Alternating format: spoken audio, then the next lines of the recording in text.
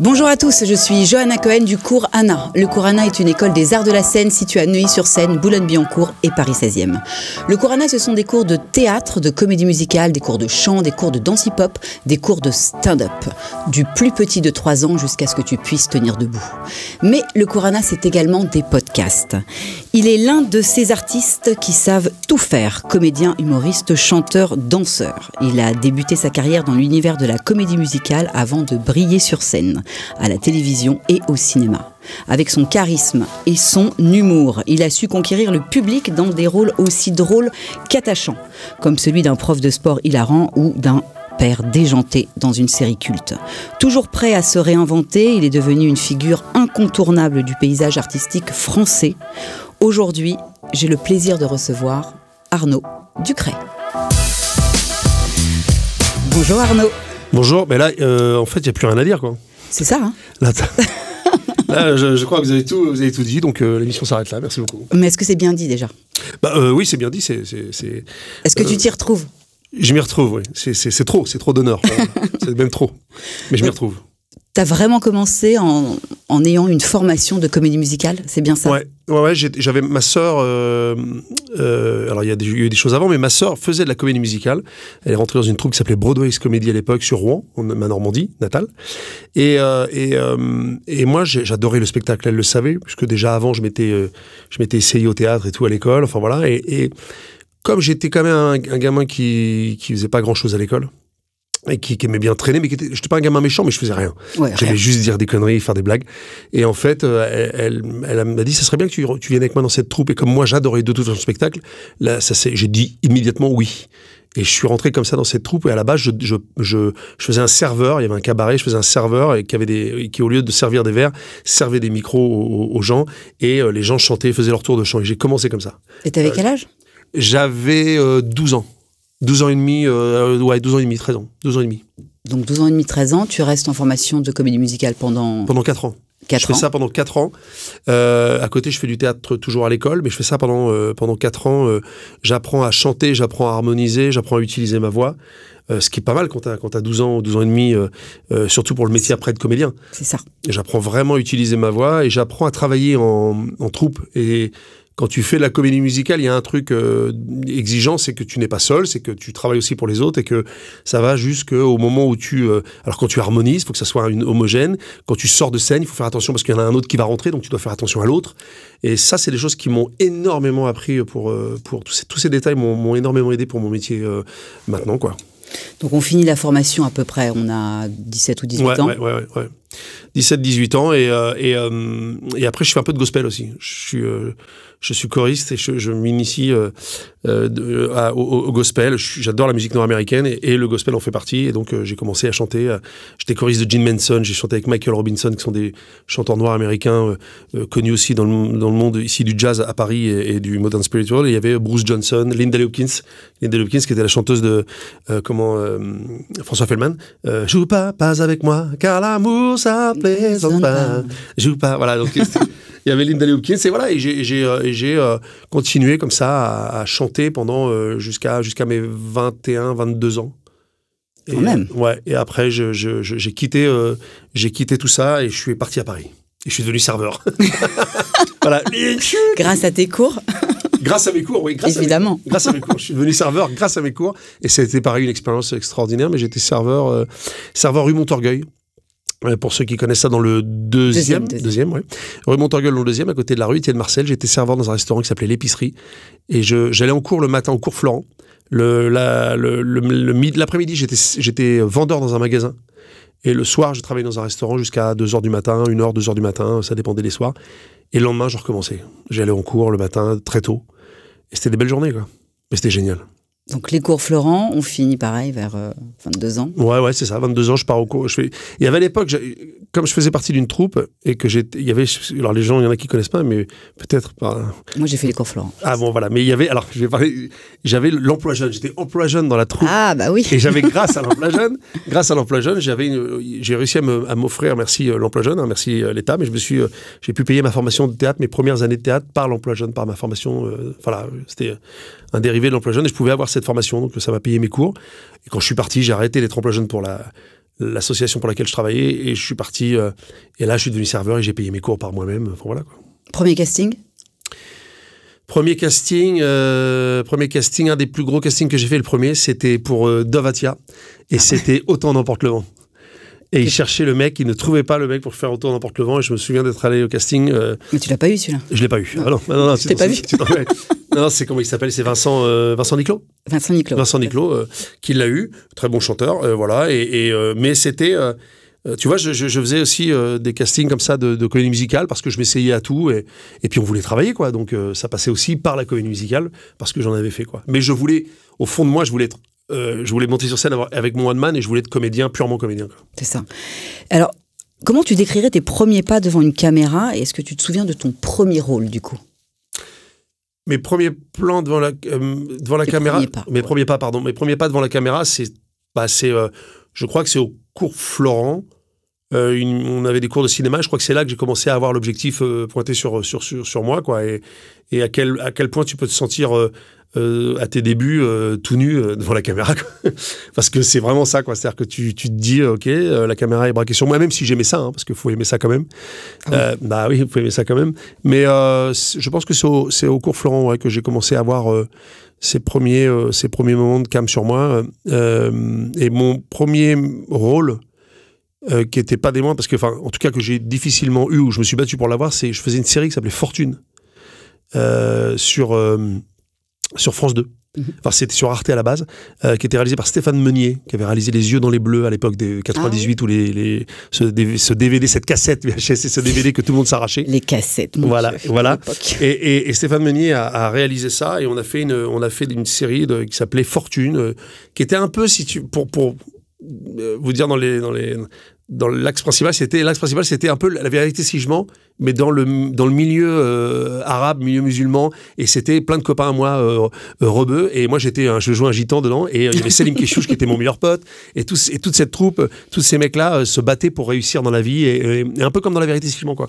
Et toute cette bande de copains, et pour avoir le casting, il a fallu faire de l'impro, c'est-à-dire que cette série, ce n'était que de l'improvisation. Donc on me donnait un point A pour aller à un point B, voilà, et je devais dedans construire ma scène. Et après, le Stéphane Meunier gardait les meilleurs axes et on reprenait au début, en figeant ce qu'on avait créé. Oui, d'accord. Tu vois, en figeant ce qu'on avait créé. Et donc, on crée la scène comme ça. Ça, pareil, ça m'a énormément appris parce que tu apprends, t'improvises quoi. Donc tout d'un coup, ton cerveau doit aller vite, ton corps aussi, tu dois. Ça, c'est aussi ce que tu as appris dans ta formation, en plus des scènes et classiques et contemporaines. Il y avait également des cours d'impro. Ouais, bien sûr. Et bien sûr, mais j'ai toujours aimé. Alors moi, j'ai jamais fait de cours purement d'impro. Peut-être un peu au cours Florent quand même, mais j'ai pas un souvenir. C'était pas c'était pas le principal, mais j'ai toujours aimé ça. Je suis toujours allé très vite pour créer des trucs. Voilà, je fais encore ça maintenant avec Tom Villa, avec qui je travaille, mon gars sûr, comme on dit. On écrit ensemble et avec Tom, par exemple, je suis vraiment dans. Avec Tom, je suis vraiment dans comment dire. Il me dit vas-y lève-toi et je me lève et je crée. Et lui il note. Et après, il me renvoie, lui crée également, mais plus sur l'écriture. Et moi, je fais beaucoup d'impro, quoi. Sur ce que vous écrivez ensemble. Ouais, sur ce qu'on écrit, sur les axes qu'on a, quoi. Magnifique. Bah oui. Le rôle du prof de sport, quand même qu'on en parle. Ouais. Ça a été un rôle qui a marqué le public. Ouais. Énormément. Comment tu as vécu ce succès ? Ah bah... Ouais, ça va, franchement, j'étais sûr. Non, c'est pas ça. Mais non, c'est pas ça, c'est que je me rendais pas compte, en fait. Je me suis pas rendu compte Enfin, je me suis pas rendu compte. Il y a un truc qui était les premiers regards de gamins, parce que les gosses avaient 10, 11, 12 ans, plus jeunes encore, ils me regardaient dans la rue et ils faisaient « Oh, c'est le prof de sport !» Et ces mecs-là, maintenant, je les croise, ils ont 20 ans. Et ils ont la petite moustache et ils me regardent, ils me font mais c'est toi le prof de sport, et ils me demandent de faire des impros dans la rue et ils me sortent des phrases. Tu fais ou pas? Je le fais bien sûr quand ils me répondent, et des fois j'oublie quand le mec il me sort une phrase, je dis pourquoi il me dit ça, il me dit genre mange ton kebab, Boudini mange ton kebab, et là je dis pourquoi il me dit ça lui, et puis après je fais mais oui putain, c'est les profs. Et ça a été mon premier succès grâce à Pierre-François Martin Laval qui m'a pris pour ce rôle. C'était la grande frénésie de Kev Adams. C'était les Beatles. Et donc, ça a été un moment assez incroyable. Puis un succès au cinéma, c'est toujours à vivre formidable. Quand tu fais les avant-premières, t'entends les gens hurler, enfin rire, se marrer vraiment à gorge déployée. Tu te dis, tiens, on tient un truc. Et en tout cas, ça a marqué une génération parce que, voilà, je dis, les mecs de 20 ans maintenant, Ils viennent me voir en me disant c'est là que je vois que j'ai vieilli. Je fais merde. C'est un casting où on est venu te chercher, on t'a proposé ce rôle ou t'as passé le casting comme n'importe quel... En fait, j'étais au point virgule. J'avais mon one man. Je passais à 22h30 le jeudi. J'étais à mes débuts. Et Pierre-François Martin Laval cherchait un mec pour une comédie musicale qui s'appelait Spamalot des Monty Python. Il cherchait le mec pour faire Galahad. Okay. Et il cherchait un mec qui sache chanter et jouer la comédie. Et donc, il vient me voir au point virgule, il entend parler de moi, il vient me voir au point virgule, et il me voit sur scène, et sur scène, je faisais un sketch sur Jeanne d'Arc, donc je faisais un mec à cheval, je mimais un mec à cheval, je chantais, et je jouais la comédie. Alors là, il est sorti je me rappelle du point virgule, il m'a fait, mais c'est toi. Mais ça y est, j'ai trouvé. Et donc, on a quand même passé le casting show avec Grégoire Bonnet, ancien directeur musical de la Star Academy, et Mathieu Gonnet, qu'est-ce que je raconte? Grégoire Bonnet, c'est un autre. Mathieu Gonnet, pianiste et directeur musical de la Star Academy, et j'ai chanté, et Pef m'a dit, ok, c'est bon, tu l'as, c'est toi. Et après ça, il a fait un film qui s'appelait Les Profs, et comme il m'avait eu dans Spamalot, il m'a dit, j'aimerais bien que tu fasses le prof de sport. Et il m'a dit, est-ce que tu sais faire un peu l'accent Van Damme? Il parle un peu comme ça.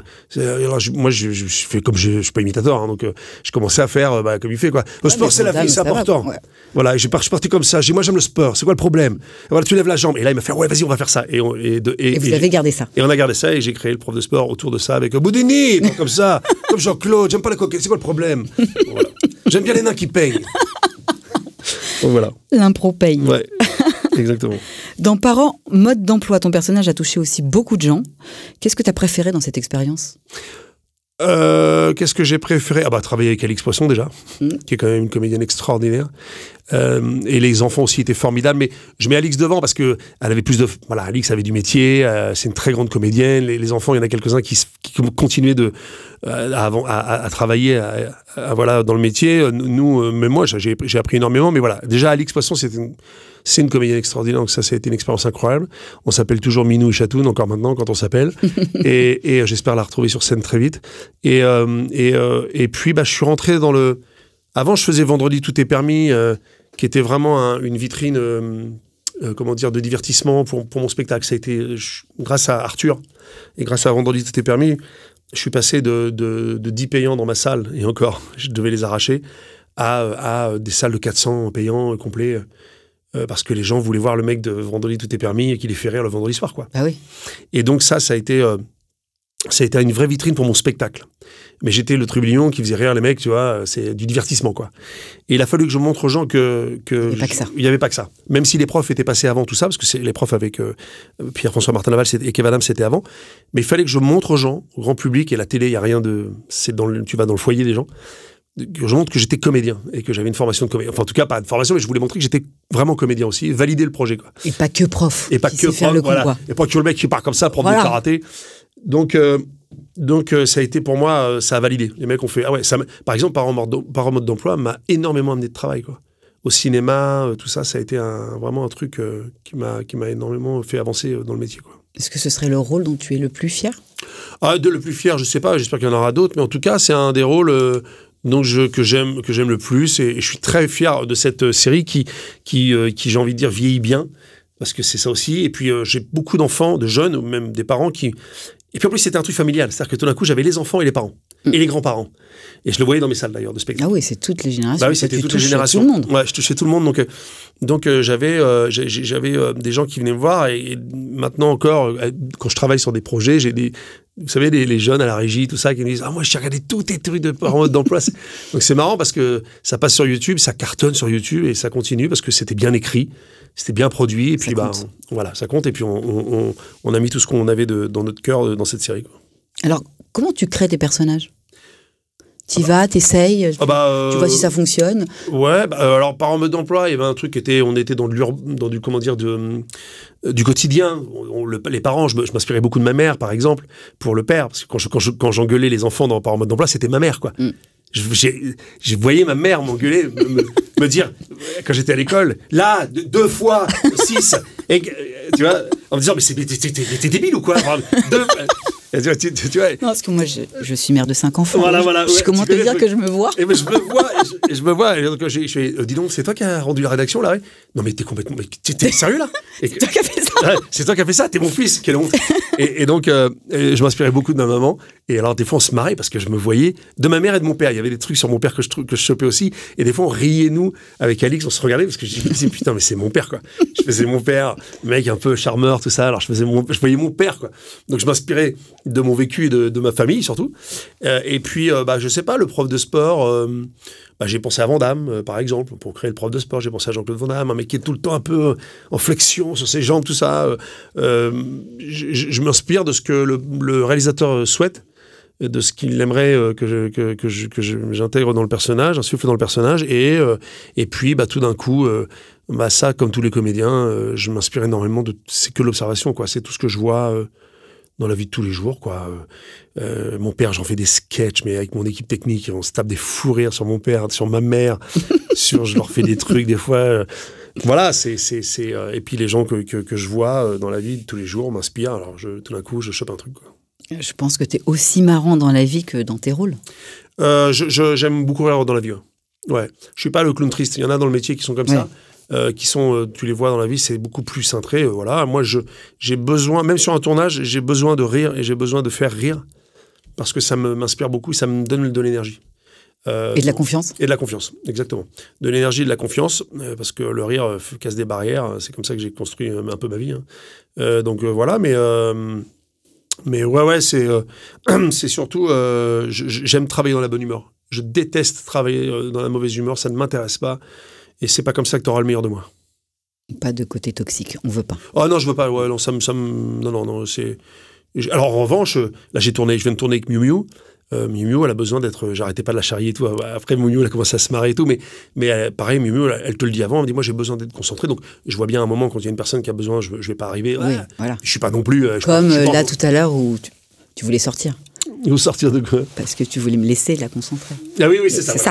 Je t'ai dit, je sors du studio, si tu veux, je te laisse te concentrer pour faire tes lancements. Non, mais oui, voilà, travailler dans c'est déjà suffisamment difficile comme métier que, tu vois, avec tout ce qu'on a dans la vie de tous les jours, au moins quand on est dans cette bulle de tournage ou de ce qu'on aime, notre métier, on fait tellement un truc extraordinaire que, voilà, je dis pas que je suis tout le temps avec le sourire quand je sors de chez moi, tu vois, genre, la vie est belle. Mais en tout cas, j'essaye quand je suis de mauvaise humeur, en tout cas, je me dis souvent, si je peux arriver de mauvaise humeur, fatigué de ça, de ne pas... les gens en face de moi, ils n'y sont pour rien, quoi. C'est ça. C'est un truc dont j'ai du mal, moi. Quand quelqu'un arrive vénère, et vénère toute la journée. Oui. Et toute la journée, ça m'est arrivé, hein, attention. Et c'est toi qui subis, en plus. Et tu subis, et tous les gens en face subissent. Et tu dis, bon, écoute, stop, on n'y est pour rien, tu vois, donc... bon, c'est les aléas de la vie, hein, mais j'essaye au maximum, en tout cas, de ne pas être dans le négatif. C'est bien ça. Ouais. Est-ce qu'il y a un rôle ou un projet que tu rêves de faire, mais que tu n'as pas eu encore l'occasion de tenter? J'adorerais être un personnage de BD, un personnage de... Ouais, j'adorerais être je pourrais te dire, tu sais, j'aimerais bien faire un serial killer, j'aimerais bien faire un mec... Oui, j'aimerais tout faire, en fait. Hein, pour être très honnête, à partir du moment où l'histoire me plaît, j'ai envie de tout jouer. Mais j'aimerais bien avoir un personnage comme ça qui tu sais, qui te dépasse un peu, quoi. Je pense que c'est aussi un boulet au pied, hein, parce que ça peut peut-être t'enfermer dans un truc où les gens vont ne se souvenir que de ça, de toi, mais je trouve que c'est beau aussi. Tu vois, par exemple, dans un film comme je prends Les Bronzés, Les Ch'tis, c'est des choses un truc qui te dépasse, quoi. Jamel dans Mission Cléopâtre, il y a tant d'autres films, hein, formidables qu'on a pu voir. Tout d'un coup, ce truc qui te tombe sur la tronche, quoi. Je pense que ça doit être... c'est assez beau pour un comédien. Donc, je sais pas, j'aimerais trouver... Je réponds pas vraiment à ta question, mais j'aimerais trouver j'aimerais qu'un personnage me tombe dessus et que tout d'un coup, l'histoire, tout se passe, toutes les planètes soient alignées, que ça me dépasse et que ça soit un succès incroyable. Incroyable. Tu vois, c'est plus ça, quoi. Mais peut-être un personnage, j'aimerais bien jouer... Intouchable, tu vois. Oui, voilà. Intouchable, par exemple. Mais j'aimerais bien jouer un Obélix, quoi. Je pourrais faire Obélix. Tu pourrais. Ouais, j'aimerais bien faire Obélix. Pourquoi t'as pas demandé à Jamel? Mais non, mais il y a déjà Gilles là qui est dessus là. Ah merde. Ouais, en plus au niveau du poids, je suis pas mal là. Je peux faire Obélix. Après, je suis au régime, les gars là. Donc c'est maintenant. Enfin voilà, un personnage de BD, je trouve que c'est chouette quand tout d'un coup t'as t'as interprété un personnage de BD. Remarque, ceci dit, le prof de sport, c'est quand même un personnage de bande dessinée, quoi. Voilà, mais ce qui est bien avec ce rôle de prof, quand même, c'est que tu as réussi à ne pas rester cantonné dans ce rôle-là. Et ça, c'est un risque. Ouais, bah, j'ai eu quand même, j'ai entendu des... Oui. Ouais, il fait toujours le rôle du mec bas du front et tout. Donc, après, j'ai eu la chance d'avoir des réalisateurs aussi, des chaînes de télé, des prods qui tout d'un coup ont vu autre chose. C'est ça. En se disant, tiens, il serait bien, lui. J'ai fait Xavier Dupont de Ligonnès dans Un homme ordinaire pour M6, inspiré de la vie de Xavier Dupont de Ligonnès. Voilà, c'est quand tu sors des profs et du prof de karaté sur scène, et le père en mode d'emploi, le père aimé de tous, a priori, le papa idéal, jouer Dupont de Ligonnès derrière, c'est superbe, quoi. Ah bah oui. C'est une chance incroyable qu'on me propose ça, quoi. Ça n'a rien à voir, effectivement. Exactement, ouais. Est-ce qu'il y a une collaboration que tu aimerais faire ? Bon, il y en a plusieurs, mais ouais, j'aurais bien aimé travailler avec... J'aimerais bien travailler avec Gilles Lelouch. J'aimerais bien, Gilles Lelouch, j'aime bien ce mec. On s'est croisés de temps en temps comme ça, je lui ai envoyé quelques messages sur Insta pour mon spectacle, je voulais qu'il vienne et tout, m'a toujours répondu très gentiment d'ailleurs. On a chaque fois qu'on se croise, il me dit salut Arnaud, c'est des genres de mecs avec qui j'aimerais bien bosser. Et je pense qu'on s'entendrait bien en plus. Je pense qu'on s'entendrait très bien. J'aimerais bien bosser avec Cluzet. Il y en a plein, mais Karine Viard. J'aimerais bien bosser avec Karine Viard, Paul Verde, Jean Dujardin.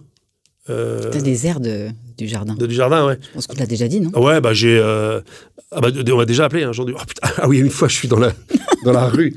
Et ouais, je croise 3 jolies demoiselles. Et là, j'entends, mais elles me voient et elles se retournent. Je les entends hurler. Je dis putain. Je suis encore frais. J'attends, c'est ça, quoi. Ah ouais, j'ai les tempes grises, mais quand même, ça marche plutôt pas mal. Hein. Je vais pouvoir raconter ça à ma femme. Et en fait, j'entends derrière, elle fait waouh, Jean Dujardin. Et là, je suis oh merde. Merde, c'est pas ça. Mais bon, ça va. Heureusement que c'est Jean Dujardin, ça pourrait être quelqu'un d'autre. Où je ferais ah bon. Et un jour, on m'a appelé Jean Habitant, tu vois, c'est pour te dire. Ah oui. Le mec, il a tout croisé. Il y a les fils dans le cerveau qu'on fait. Il m'a regardé, il a fait waouh. Il a fait un mini AVC, il a fait waouh, Jean Habitant. Et Ducré, tu sais, moi, c'est Ducruet, pour ceux qui connaissent Daniel Ducruet, qui était l'époux, je ne sais pas s'ils étaient mariés d'ailleurs, mais de Stéphanie de Monaco. Hein, okay. Bon, il y avait une histoire un peu sombre que je ne vais pas raconter là, mais et à chaque fois, les gens me disent, j'ai un mec qui m'a quand même dit, Daniel continue comme ça, quoi. Ah oui. Ah ouais, le mec, il a vu Ducré, il a dit. Tiens, le rôle de ma vie, ce serait qu'un jour, on arrête de m'appeler Ducré, que le jour où tout le monde va m'appeler Ducré, et que Ducruet, on va l'appeler Ducré, c'est que là, j'aurais vraiment fait mon trou dans le métier, comme on dit. Est-ce qu'on a des routines avant de monter sur scène au théâtre ? Avant de monter sur scène, est-ce que tu as des petites... Moi, mes routines, c'est d'aller voir mes potes et de me marrer, enfin, les autres comédiens, je les appelle mes potes, hein, mais les autres comédiens, de me marrer avec eux. J'aime bien ne pas arriver trop tard, sauf quand j'avais mon one man, j'arrivais des fois j'avais 2 fois joué 2 fois, j'avais vraiment envie de rentrer chez moi. Donc j'étais vraiment, j'avoue, en pilotage automatique parfois. Mais il y a un truc que j'aime, c'est vraiment sentir le théâtre. Pour ceux qui aiment ce métier, qui le connaissent, il y a une odeur, il y a un truc que j'aime. Et la routine, c'est d'écouter de la musique. Voilà, et de prendre les comédiens dans mes bras et puis d'y aller, quoi. J'ai pas une routine, tu vois, je me garde pas le même slip, il y a pas des trucs comme ça. J'ai les dessins de mon fils, comme je dirais tout le monde, même dans tous les métiers, tu sais, dans la loge, des photos de ma femme, mon fils, voilà, mais après c'est bonne humeur et let's go. Allons démonter le public. C'est ça. Est-ce qu'il y a des moments difficiles où tu trouves ce métier vraiment compliqué, vraiment difficile ? Ouais. Ah bah plein de fois. Hein. Mais c'est marrant parce qu'en fait, quand je parle avec des mecs qui sont, on va dire, au-dessus, je veux dire, plus intégrés dans le métier, qui font des choses, tu vois, tout le monde a la même chose. Tout le monde a comment dire, à une échelle différente. Tout le monde a son... Il n'y a rien qui est simple. Là, je suis en train de je produis quelque chose pour TF1, un unitaire que j'ai créé avec Tom Villa. Faut rien lâcher, quoi. Faut rien lâcher jusqu'au bout, jusqu'au montage, jusqu'à la promo. Rien n'est jamais gagné. Rien n'est jamais gagné. Faut rien lâcher. Donc, j'ai rien lâché quand je faisais mes castings et que je vivais à 3 dans un 30 mètres carrés. J'ai rien lâché quand j'étais sur scène, que j'étais malade, que j'avais les aléas de la vie. J'ai rien lâché parce que les gens y payent. J'ai rien, voilà. Et là, pour moi, j'ai fait 30% de ce que je devrais faire dans mon métier, quoi. Donc, je travaille encore pour qu'un jour, je sois un incontournable encore plus de ce métier, quoi. On sent cette niaque, on sent... Ouais, bah après, je vais pas faire un faussement, tu sais, je vais pas te faire le faussement humble, ou après chacun attaque comme il veut, mais pour moi, c'est aussi tout... comment dire, c'est aussi important de dire qu'il faut ouais, j'ai la niaque, quoi. Il y a encore plein de choses à faire. Je veux dire, quand je vois des rôles passer, je fais, ah putain, qu'est-ce que j'aurais aimé faire ça. Donc voilà, il y en a qui le font très bien, il y en a qui le font moins bien, mais quand je les vois, je fais, oh putain, t'aurais dû me le donner celui-là. Mais on doit dire la même chose de moi, tu vois. Mais il y a des comédiens, tu vois, et je me dis, c'est formidable, quoi. Donc il y a encore tellement de choses à faire. Le plus dur dans ce métier, c'est l'aigreur. Faut pas être aigri. Ça, c'est un truc, et ça peut te tomber dessus sur le coin de la tronche comme ça, parce que tout d'un coup, tu vois d'autres qui étaient derrière toi, qui passent devant. C'est normal, hein, c'est la vie, on est tous... Et donc, quand tu es quelqu'un de compétitif, que tu veux des choses, que tu as envie d'accrocher des choses importantes, c'est faux de dire que, oh, bah, tu sais, moi, je prends ce qui vient. Non. Arrêtez. Quand les mecs qui disent, moi, j'ai jamais construit ma carrière, c'est ça. Mais c'est parce que c'est normal. Si tu veux des choses, des fois, les gens, ça leur sort pas la tronche, donc c'est à toi de leur montrer que c'est ça que tu veux, quoi. Donc il faut se battre, et puis après, ça n'empêche pas. Là, par exemple, je me suis jamais senti aussi... Enfin, je suis très heureux, je me suis senti accompli, par exemple, quand je dirigeais les acteurs de mon programme Panico 31, qui va passer sur TF1 bientôt. Eh ben, parle-moi de ce projet. Voilà, que j'ai écrit avec Tom Villa. Juste pour finir ça, je me suis senti vraiment comblé artistiquement que de fédérer tous ces comédiens que j'admire, d'autres que je connaissais pas, que j'aime beaucoup, que je connaissais pas, des copains comédiens, sur mon projet, et de pouvoir diriger. Là, je rentrais tous les soirs et je me disais, waouh, là, je me disais, ça y est, c'est pour moi l'accomplissement. Un des buts dans ma carrière a été atteint, c'est ça, c'est de pouvoir la troupe, de pouvoir diriger les autres. Ouais, l'esprit de troupe. Ça, c'est un truc qui me rend tellement heureux, quoi. Et c'est un programme que j'ai écrit avec Tom Villa pour TF1, qui s'appelle Panico 31, qui se passe dans une boîte de nuit. Et en gros, Isabelle Lanty, ma banquière, me donne un soir un sursis, parce qu'elle m'a dit, sinon, lundi, votre boîte de nuit, c'est un parking et la bamboche, c'est terminé. Mais elle me dit, vous avez un soir pour faire le final cut, la meilleure soirée que vous ayez jamais fait. Et je vais faire la plus grosse soirée qui a été faite au Passo Club. Et je vais fêter l'anniversaire du Passo Club en même temps que le 31 décembre, le réveillon. Et donc, on fait le jour de l'an. Et voilà, on fait le réveillon de l'an. Et j'ai invité Maxime Gasteuil, qui fait un personnage extraordinaire qui s'appelle Deliveroo.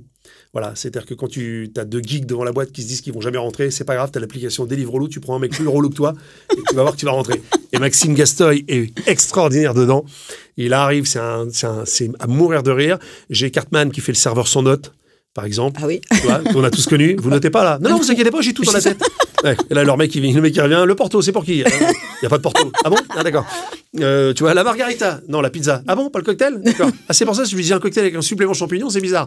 Et voilà, il y a ça. Il y a Jean-Claude Moicca qui fait un videur avec David Voinzon, je ne vais pas tous les nommer, mais Michel Bernier, Lionel Astier, Pierre-François Martin Laval qui fait... Tu les as choisis? Je les ai choisis, ouais. Tu les as tous eus? Je les ai pas tous eus. Qui tu n'as pas eu? J'ai tapé... Oui, mais il faut. Ah oui, bien sûr. J'ai envoyé un mail à Alain Chabat, qui m'a répondu très gentiment. J'ai Danny Boone. Et t'as dit non?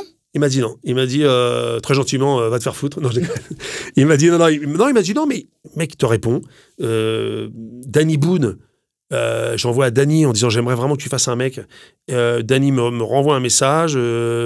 Pareil, classe, quoi. Et puis, quand il avait pas lu que ça prenait un peu de temps, il me disait Arnaud, excuse-moi, je vais le lire. Voilà, classe.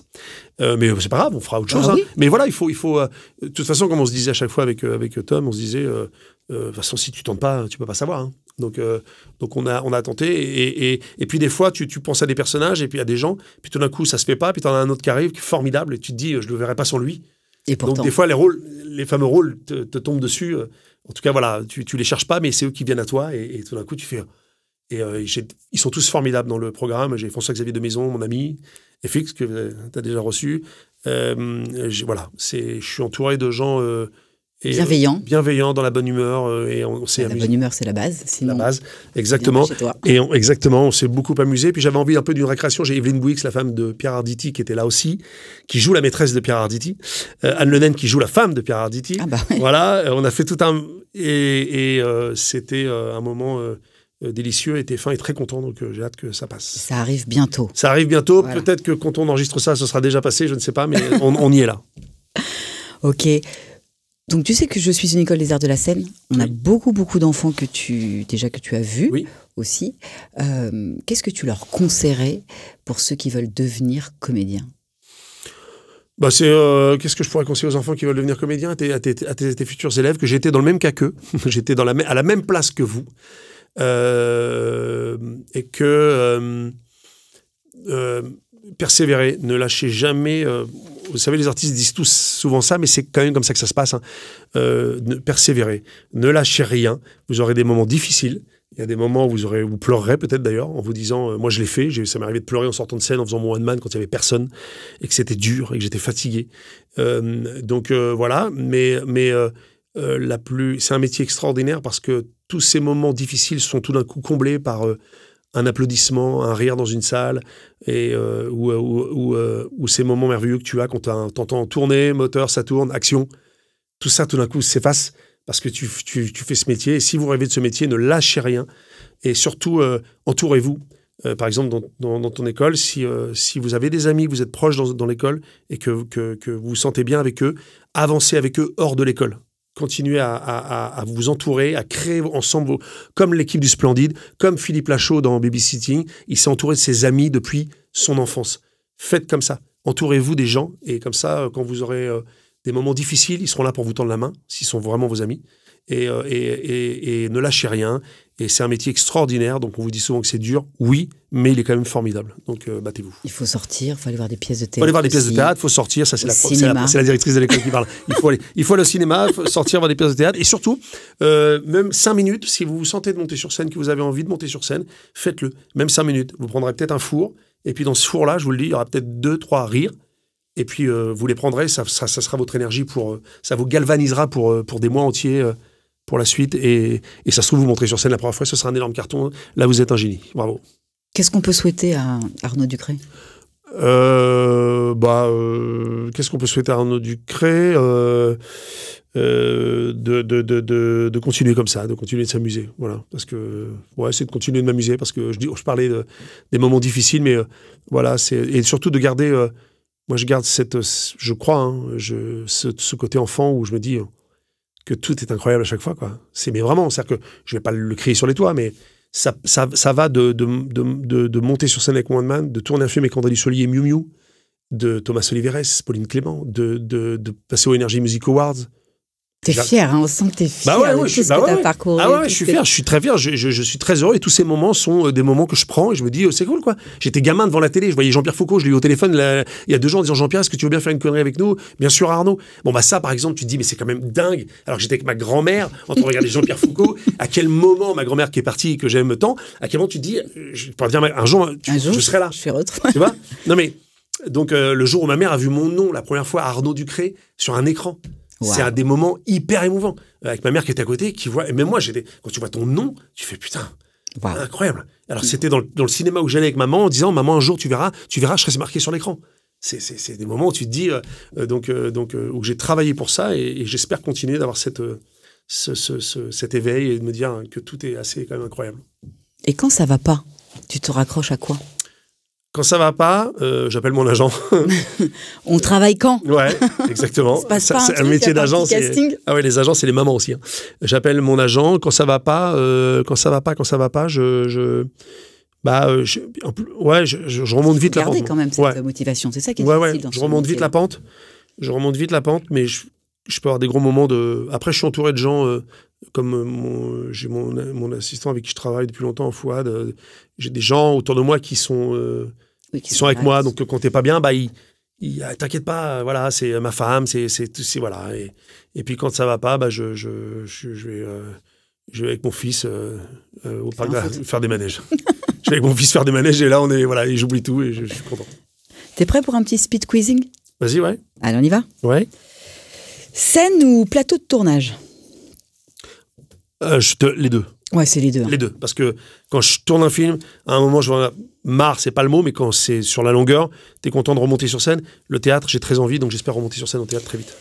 Improviser ou suivre un texte à la lettre ? Suivre un texte à la lettre, parce que les comédiens, souvent, arrivent sur le tournage et disent je m'approprie un peu le truc. C'est qu'en fait, le mec, il l'a pas bossé à fond. C'est ça. Et en fait, souvent, très souvent, même dans mon spectacle, par exemple, mon One Man, c'est souvent mieux comme tu l'as écrit que comme tu vas le dire en improvisant.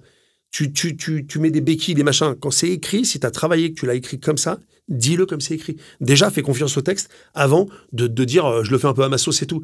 Si déjà tu as ton texte, si tu butes pendant 10 fois sur la même phrase, c'est que la phrase n'est pas bien écrite. D'accord. Mais après, donc tu peux te l'approprier. Mais souvent, c'est bien mieux écrit. Souvent, c'est de la fainéantise des comédiens qui ne veulent pas apprendre par cœur leur texte, qui ne l'ont pas appris par cœur et qui sont dedans et qui naviguent. Et qu'ils se disent ça passe. Donc le texte. Public qui rit ou applaudit?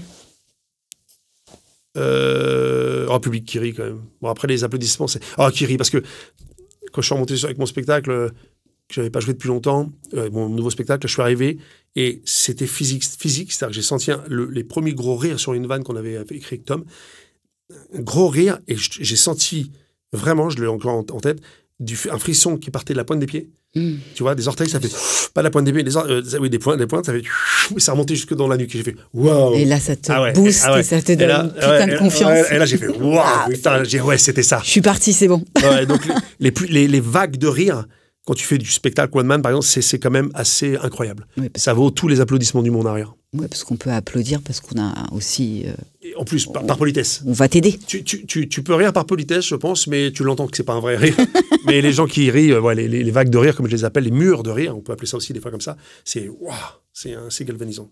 Comédie ou drame? Je vais dire comédie parce que je crois que quand je m'étais baladé avec Didier Bourdon, qu'on avait fait l'épreuve 2, on était en Belgique et je voyais Didier Bourdon à côté de moi, et dès que les gens croisaient le regard vous croisez Didier Bourdon, les gens souriaient. Les gens disaient waouh. Ah oui, et je pense que ça les ramenait aux inconnus, ça les ramenait à quelque chose qui leur a fait du bien dans leur vie.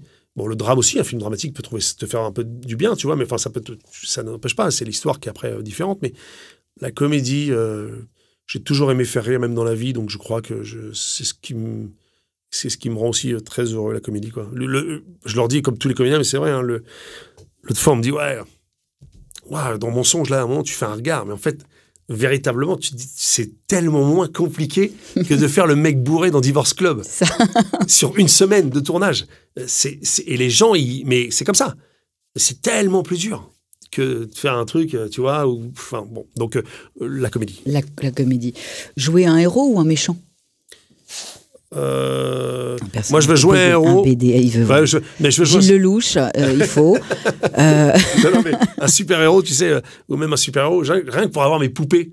Tu sais, et des super-pouvoirs. Ouais, et que pour que mon fils dise, waouh, attends, ton père, c'est. Pour que j'aille chercher mon fils et que les mecs à côté disent, attends, mais c'est ton père, c'est super. C'est Thor, tu vois.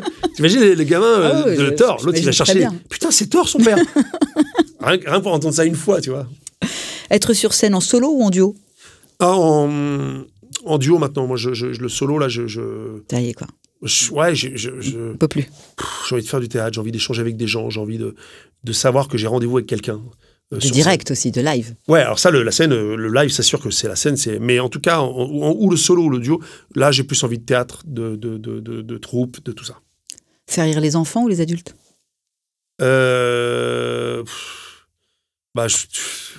Si j'arrive à faire encore rire les adultes, c'est qu'ils ont encore une âme d'enfant, tu vois. Et que mais dans mon spectacle... C'est une belle réponse, ça. Ouais, mais c'est vrai, mais dans mon spectacle, quand dans mon spectacle, tout